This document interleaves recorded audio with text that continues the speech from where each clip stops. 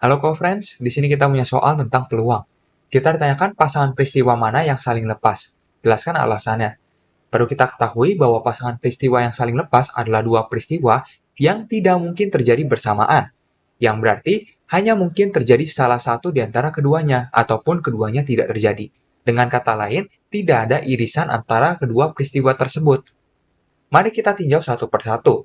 Untuk soal yang A, perhatikan bahwa di sini kasusnya melempar sepasang dadu. Apakah mungkin untuk mendapatkan jumlah 6 dan mendapatkan satu dadu 6 ini terjadi bersamaan?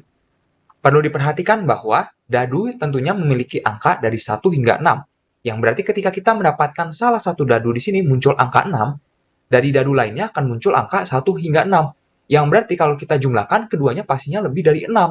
Di mana berarti antara 7 hingga 12. Karena 6 ditambah 1 adalah 7, 6 ditambah 6 adalah 12. Sehingga peristiwa mendapatkan jumlah 6 dengan peristiwa mendapat satu dadu 6 ini tidak mungkin terjadi bersamaan. Yang berarti pasangan peristiwa ini saling lepas. Berikutnya untuk yang B, di sini kejadiannya adalah melemparkan uang logam 7 kali. Di sini peristiwa yang pertama mendapatkan tepat 3 gambar, dan peristiwa kedua mendapatkan tepat 5 gambar. Perlu diperhatikan bahwa di sini yang perlu kita garis bawahi adalah kata tepatnya.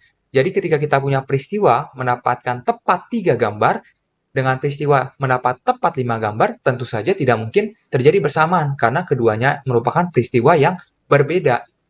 Sehingga pasangan peristiwa ini saling lepas. Berikutnya untuk yang C, di sini sedikit berbeda dengan yang sebelumnya.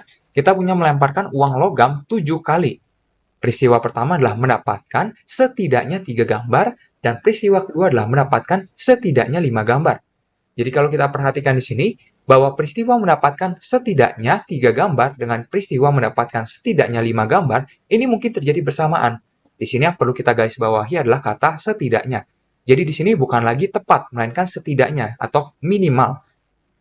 Berarti misalkan kita mendapat 6 gambar. Tentu saja ini termasuk dalam peristiwa mendapat setidaknya 3 gambar, sekaligus juga termasuk dalam peristiwa mendapat setidaknya 5 gambar. Yang berarti kedua peristiwa ini mungkin terjadi bersamaan. Sehingga dapat kita simpulkan bahwa pasangan peristiwa ini tidak saling lepas.